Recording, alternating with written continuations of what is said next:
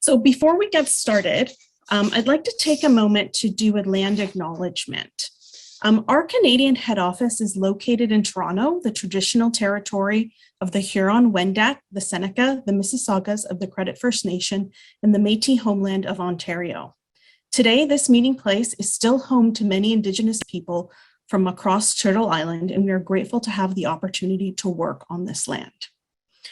So with that, we are happy to have with us today Dr. Poh Tan from the Society for Canadian Women in Science and Technology, SWIST, who will present our keynote address on bridging the gap, how to incorporate justice, equity, diversity, and inclusion into Canadian STEM courses. Dr. Poh Tan is the CEO and founder of STEM Edge Academy, Inc., where academic learning coaches work with high school students through a one-on-one personalized learning model to develop transferable, lifelong skills in STEM. She's obtained her PhD from the University of British Columbia in experimental medicine and is currently completing a PhD in science education from Simon Fraser University. She is a two-time TEDx speaker, a published author and scholar, and an entrepreneur. She is also the director of Swiss Strategic Development and Fundraising and manages the organization's fundraising team to build and scale innovative partnerships and fundraising initiatives to support and empower girls and women in STEM. So with that, I would like to pass it over to Dr. Poh Tan. Thank you so much, Lula, and thank you everyone for attending today. Thanks for the great introduction. And before I start, I also want to give a land acknowledgement. So I live in Burnaby, so quite close to Simon Fraser University's main campus. And Burnaby is the traditional territories of Squamish, Tsleil-Waututh, and Musqueam.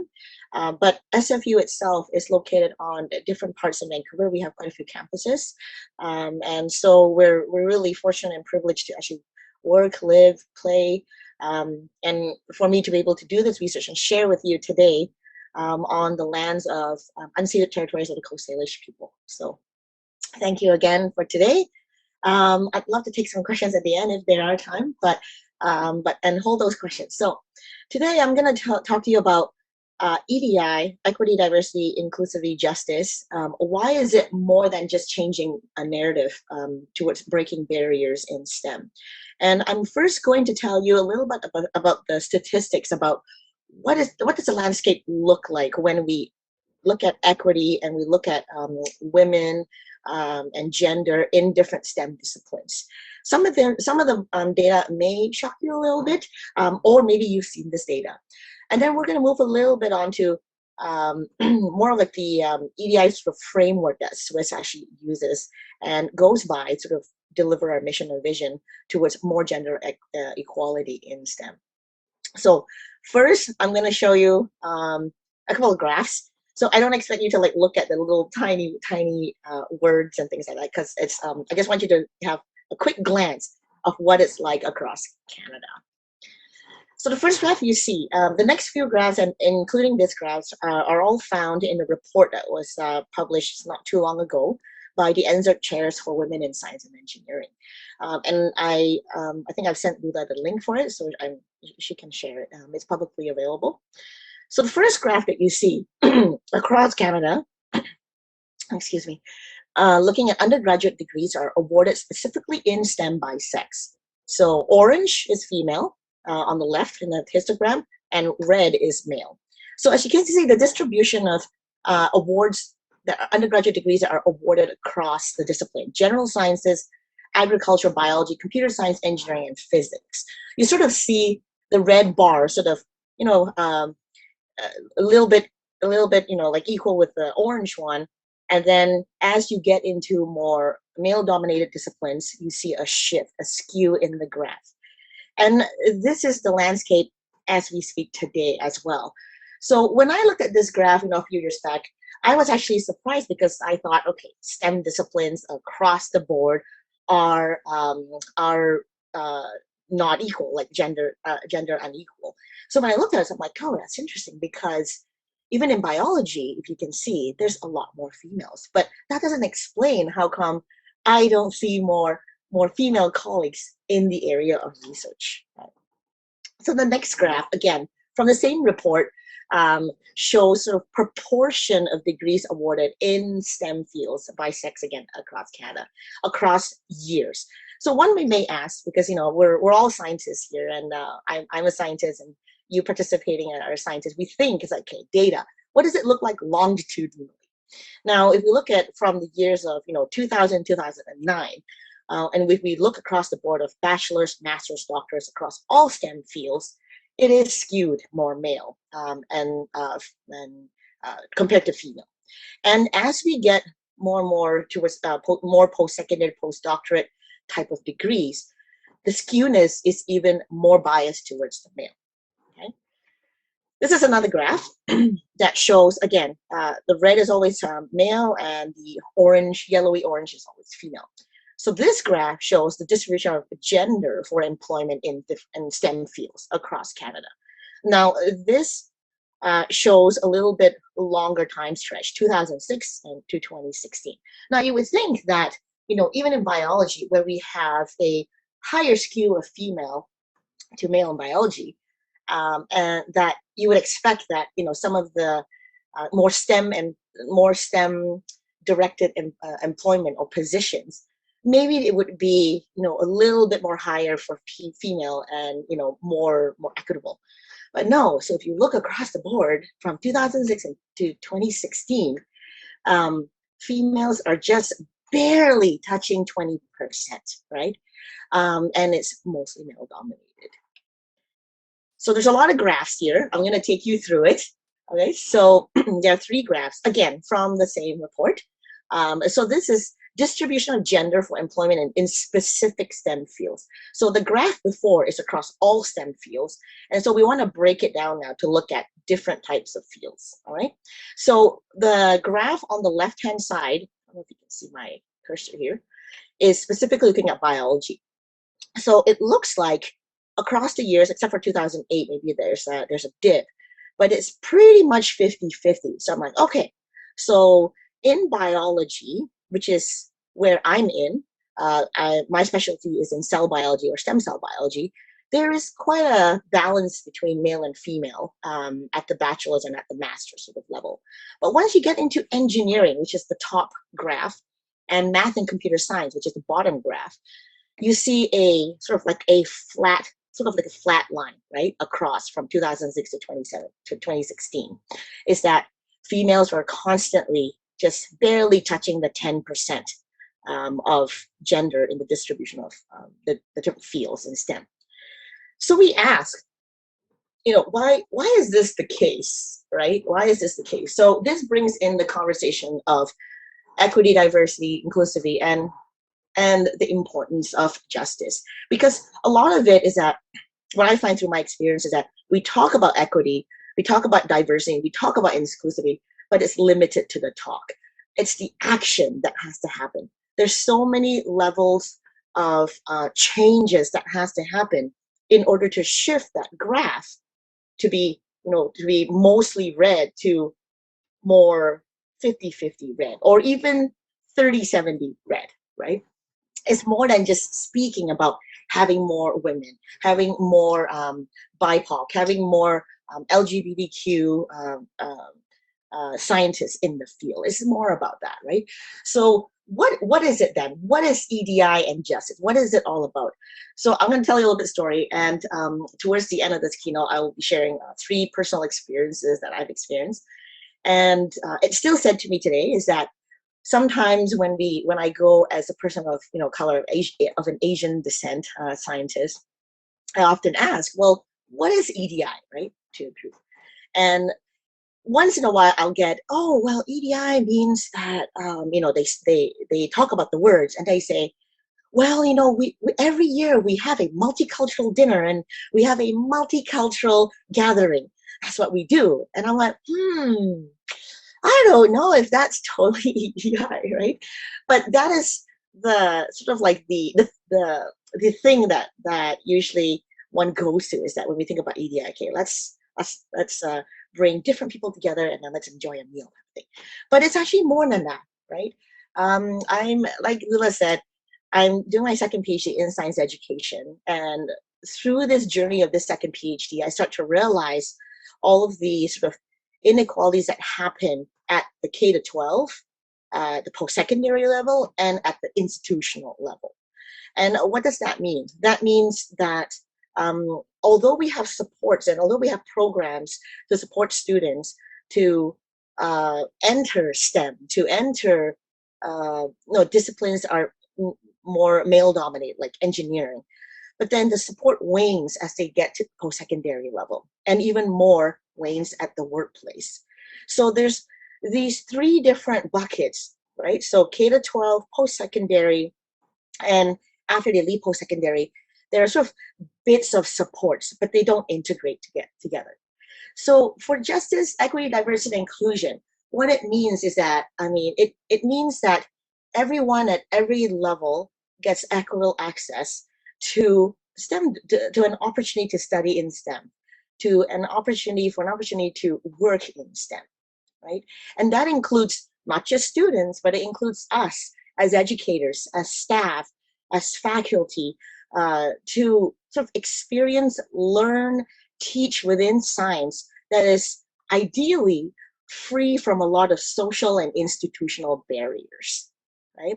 And what it also means is that it's not just about having multicultural dinners. It's not just about having one day that we recognize, a certain type of knowledge outside of a highly Western-centric sort of paradigm, but it's to really look at all facets of STEM discipline, down to how we teach, how we prepare our curriculum, how we hire our faculty, admissions, retention of the students, a big one, which is support of the students. But equity, diversity, and justice also means that we need to be transparent with what we're doing, right? And we want to also be able to evaluate what we're doing, because what we want to do with the J part in the EDI is that we want to know that we're making progress, and that progress is towards improvement, right? And so in the end, EDI and justice, even for Swiss, it means that it's a deep, true commitment to taking action, not just on paper, but taking action to really create a truly inclusive, diverse scientific community, one that really embraces and enriches the science education beyond the classroom, so that everyone in it feels empowered that they can achieve their goals, right? So that is what JEDI to me and to Swiss, and what we feel it needs to be to truly make an impact. So I'm going to read you a little quote here. It's from Vanderbilt University and Nature Portfolio 2020. I put a link down there in case you want to read the actual article, like the whole article. But JEDI, Justice, Equity, Diversity, Inclusivity, it's basically a framework, right? Framework to unify understanding, including defining the vocabulary of diversity. What does it mean? Stronger support for networks, stronger mentorship, not just having any type of mentorship, but a mentorship that's truly well thought out and has the objective to make an impact, and greater editorial participation in a lot of career making type of publications, written work, communication. So for women, people of color, BIPOC, by becoming sort of this role model that's really visible to others in their field, in engineering, in physics and biology, creates this sort of understanding, creates this picture that other students who look like them can also have the opportunity to be successful, right? Because in the end, when we have diverse scientists, when we have diverse educators, we have more of a, like in this quote, it says, normalize a greater idea of variety of ideas and approaches to science, or teaching the science.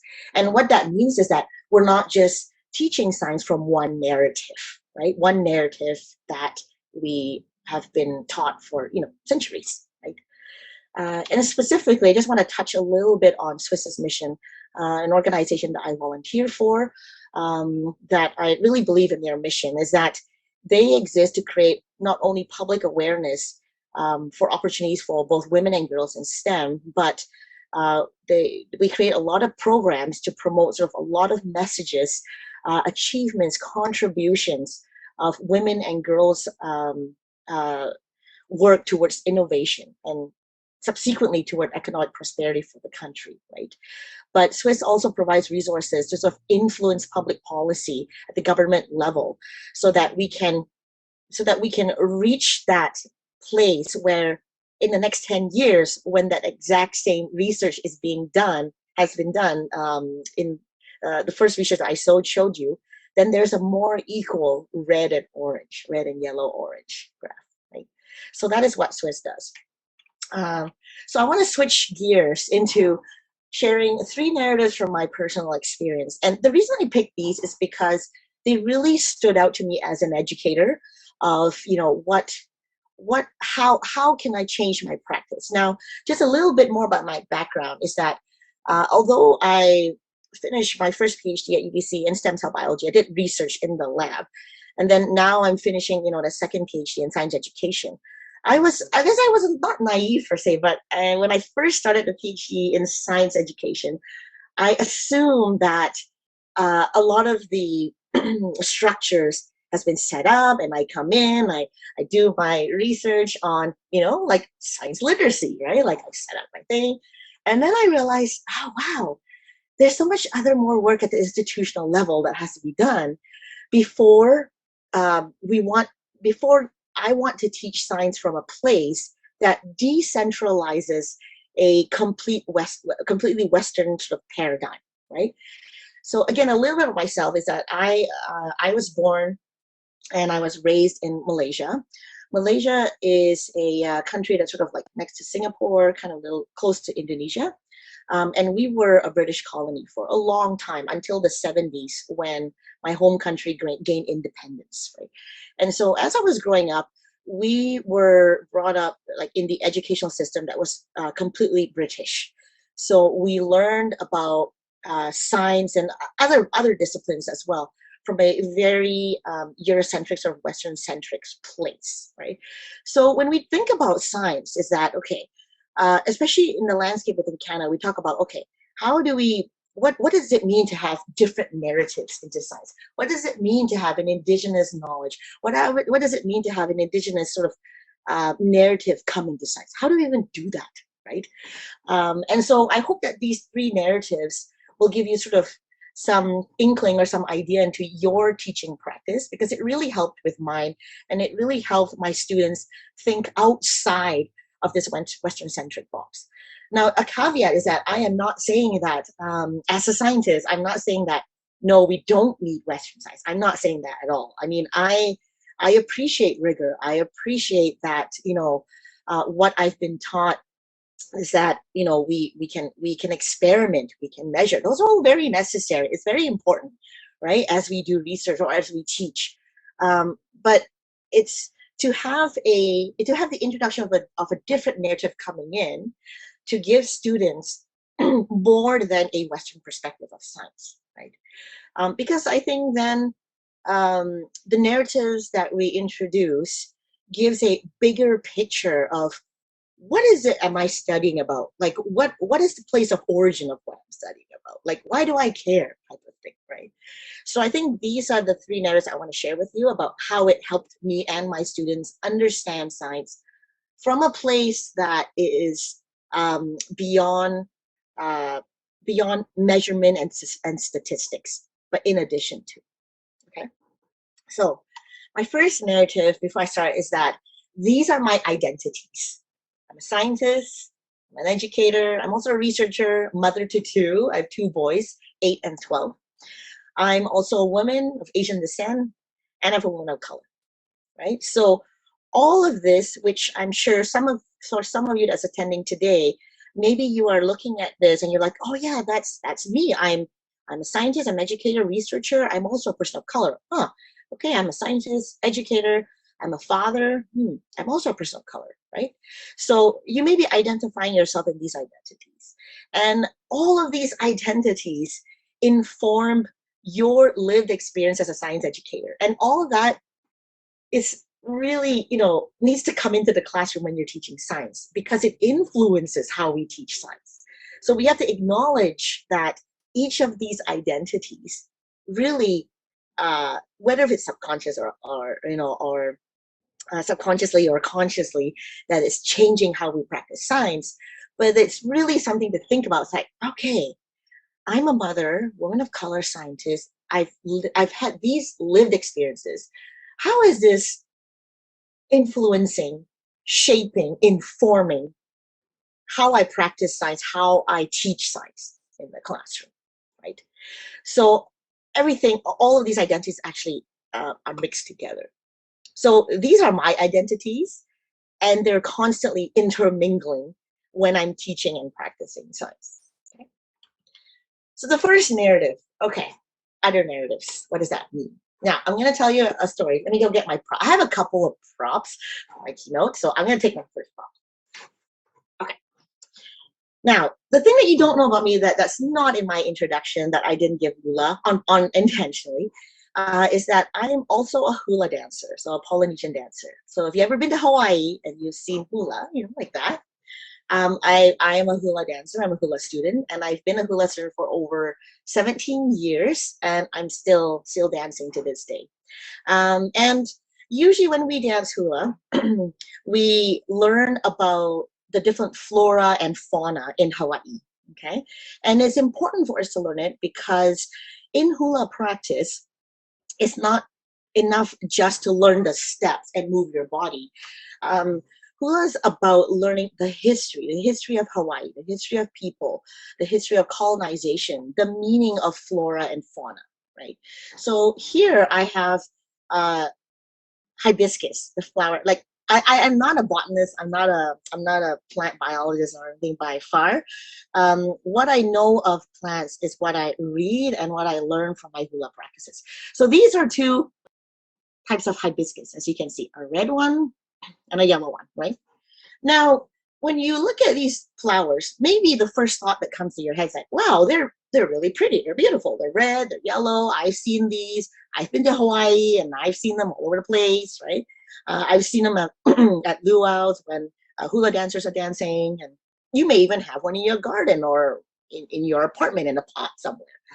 But did you know that first, this is the red hibiscus. This is the national flower of my homeland, Malaysia. In our language, it's called bunga raya. What does bunga raya mean? It means that it represents the people of Malaysia, the strength that we've endured. In Hawaii, we also dance and adorn sort of like ourselves with the red hibiscus.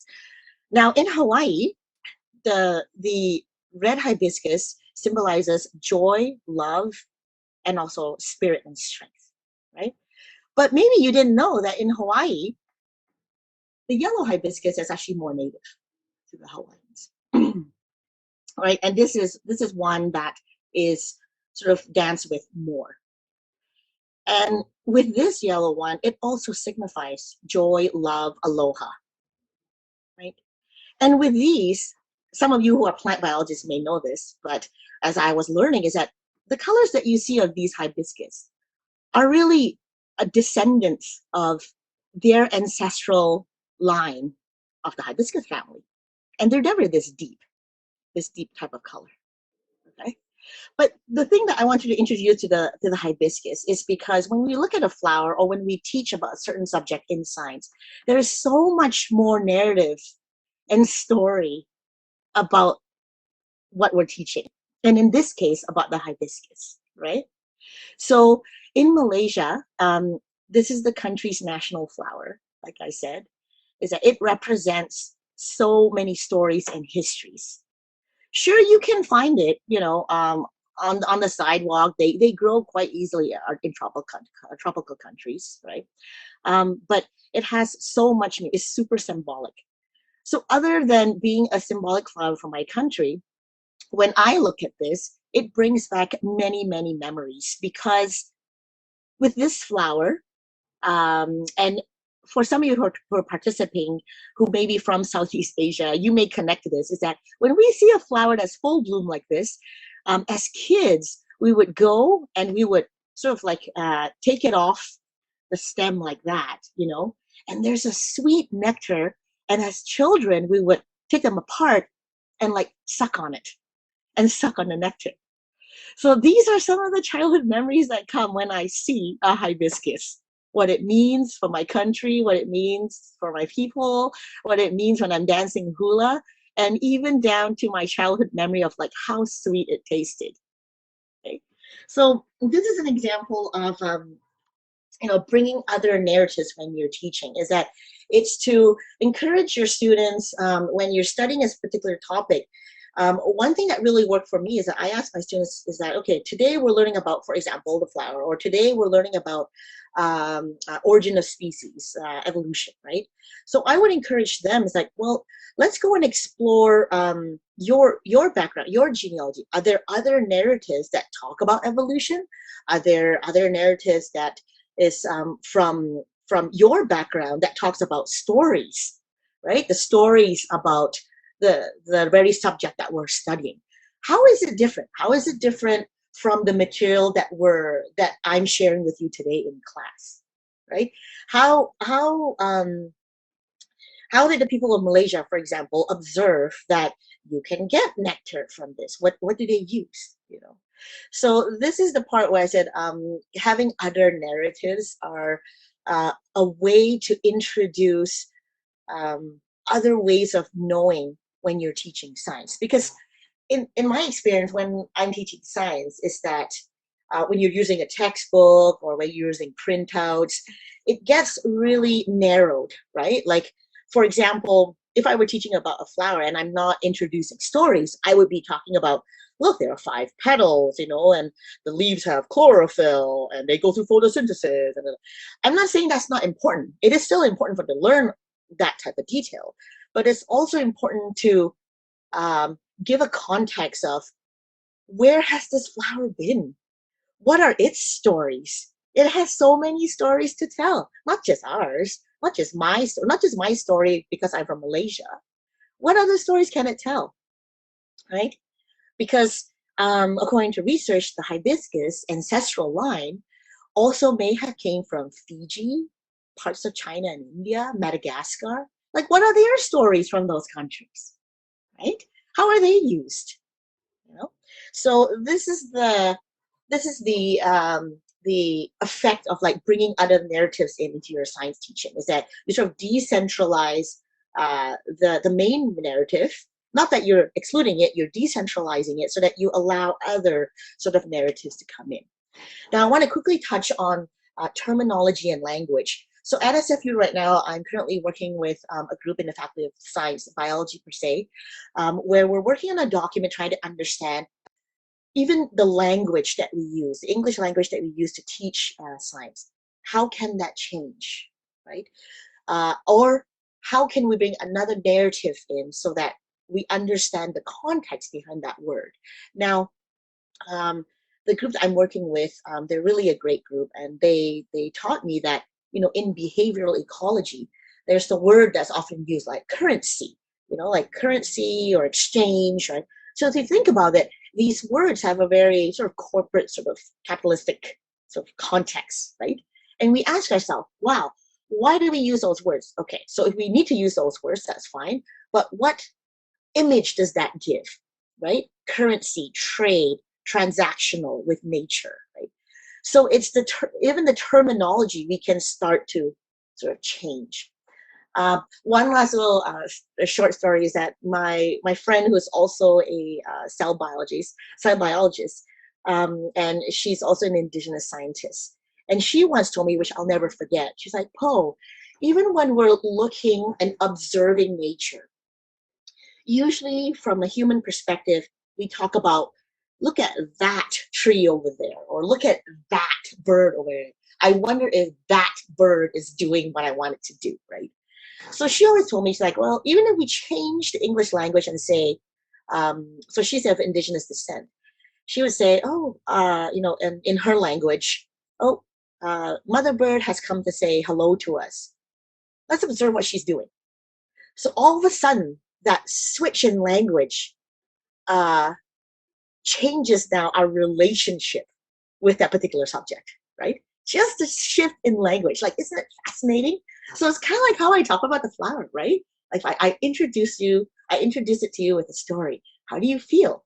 Versus if I introduce it to you first, molecularly for the synthesis, and I stop there. Ask yourself, like, does your relationship with what you're teaching to your students, and does the relationship of your students to the thing that you're teaching changes? Maybe having more awareness, right? What do you think about that? So that's narratives. Second is place-based learning, and I think some of you may have heard of this term. I'm gonna get my next prop. So this is one of my favorite books, The Story of Henrietta Lacks, right? So I think some of you probably have read it, and it's a really good story. As a scientist myself, I've used her cells, HeLa cells, they're called HeLa cells, Henrietta Lacks for short.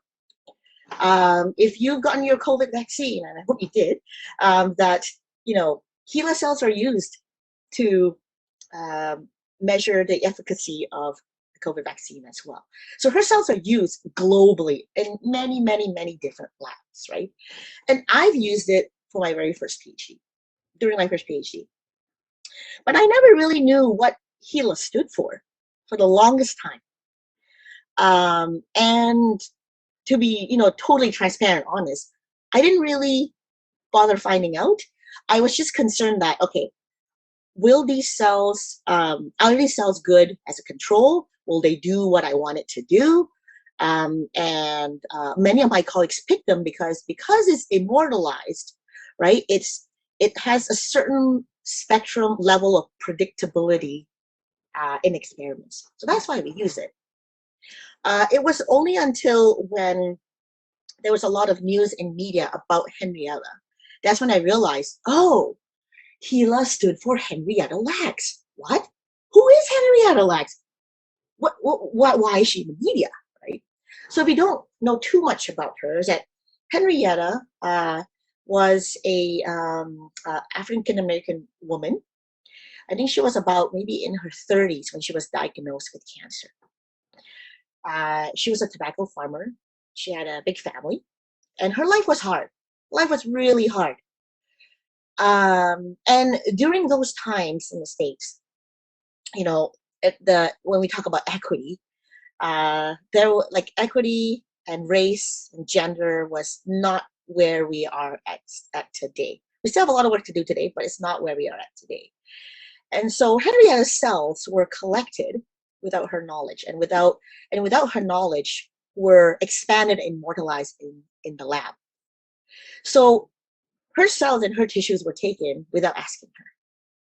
And we've all benefited from it, right, to this day. And many of us, maybe more like if you're a non-scientist, you wouldn't know who she is. You would think that HeLa stood for some fancy scientific term, right? So having a context, place-based learning context is so important. So it's kind of related to my flower story, right? Is to sort of help our students zoom out a bit. I mean, sure, we're learning about cells, we're learning about cell lines, we're learning about experiments, research design, experimental design. That's fine and everything, but let's zoom out a bit and ask, whose story is this? And in my case, especially, is even more important because I used to work with stem cells, right? Like stem cell lines, maybe embryonic cell lines. I need to ask, well, whose embryo is this? Where did it come from? Who are the people's stories? What are their stories? So when you put a context behind, cells that you look down a microscope, then you start to have a different relationship with what you're studying or with what you're working with, right? I want to share with you a quote from another Indigenous graduate scientist at the University of Alberta. And I can't remember her name, but she says that, well, it doesn't change me as a scientist of, I'm experimenting less or anything like that. But what it does change is my respect has grown for the cells that I work with, right? So that's the relational change. that that's important. So that's the story of relax, okay? Place space, where when you're teaching your students is to zoom out a bit. And this goes back to the flower story. Ask them, like, well, from your background, are there other stories around these cells? Are there other similar types of stories? And when we talk about context and place space, we also ask ourselves, who's telling the story, right? Because it's very different if the author never interviewed Henrietta's family either. So you ask, where is that context coming from? What are they saying?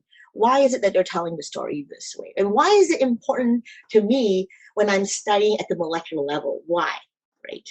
So that opens up a lot of questions, and with the opening of questions, we start to sort of question our assumptions. We question the tensions that happen, between, like, okay, do I stay in this silo and teach it this way, or do I bring other narratives in, so that, the students that we teach, what we truly want for them is to, when they leave our classes, when they leave the university, we want them to be scientists who make responsible decision, right, from the heart, with data, but also with heart. So it's with mind, body, and heart, right? That's what we want. I mean, that's what I would like to do. So third narrative is role model and mentorship. And why is this important, right? I think I touched a little bit about this in the very beginning. Is that when I was growing up, pretty much all my mentors were male. I mean, they're all pretty much white male, actually. And it's not only until I got to university, I started seeing some females, but I don't have any role model or mentors who are scientists who look like me, right? And so I want to talk about the importance about role model and mentorship.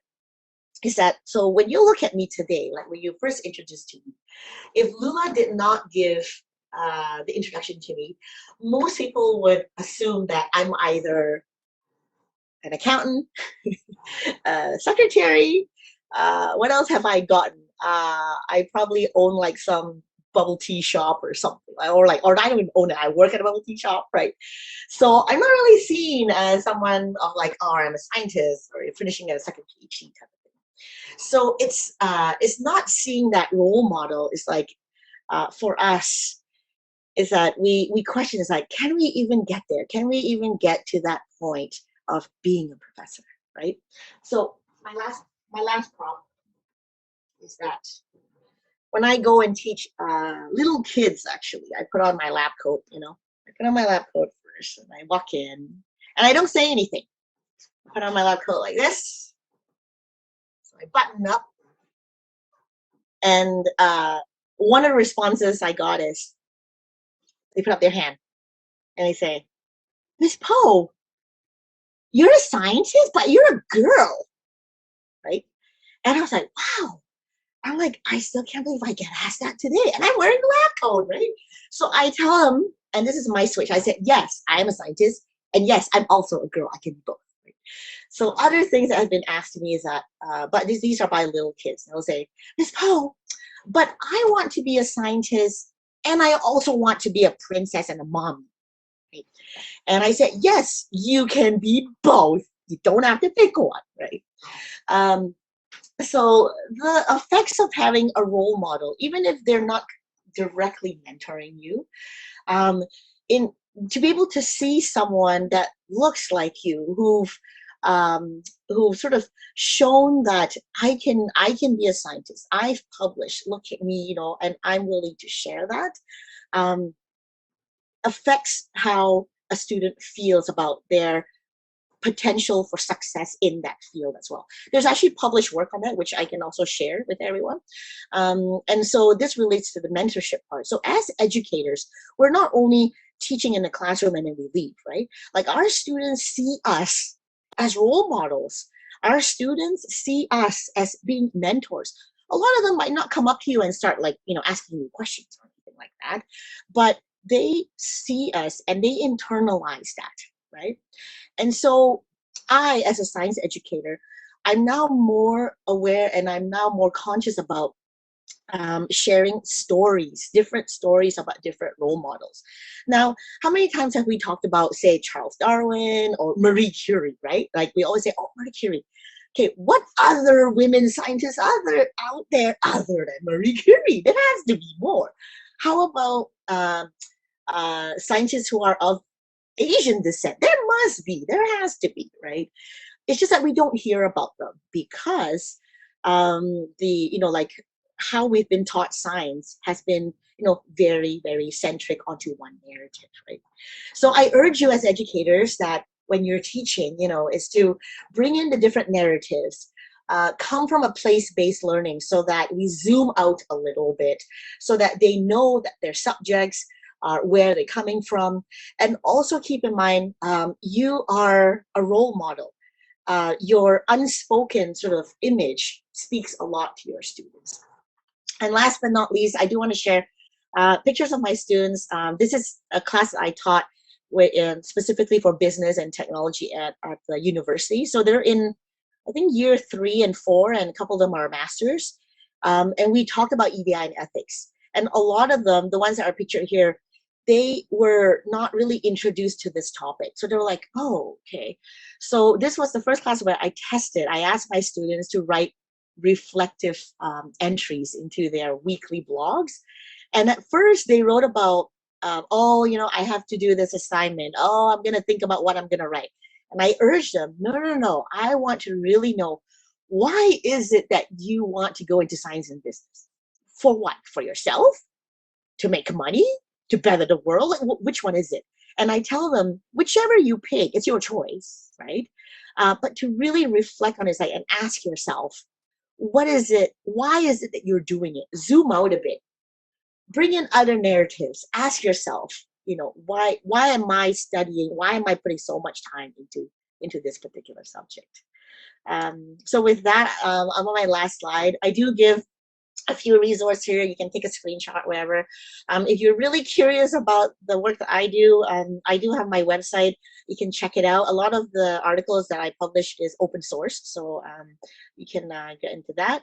If you want to get in touch with me, both emails work at Swiss and at my company.